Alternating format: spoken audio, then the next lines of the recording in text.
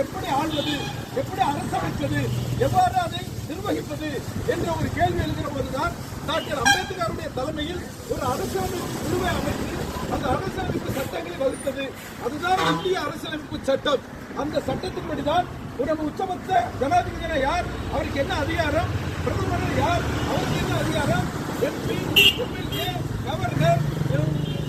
உள்ளாட்சி மன்றங்கள்,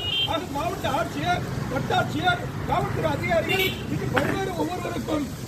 அதிகாரிகளை பகிர்ந்தளிக்கப்பட்டு இதுதான் இந்த அரசியல் என்பது இந்த அரசியலமைப்புக்குள்ளதான் இந்த இந்திய நாடு செயல்பட வேண்டும் என்று அம்பேத்கருடைய தலைமையில் வகுத்த அந்த அரசியலமைப்பு சட்டத்தை அமல்படுத்தியனால்தான் ஜனவரி 26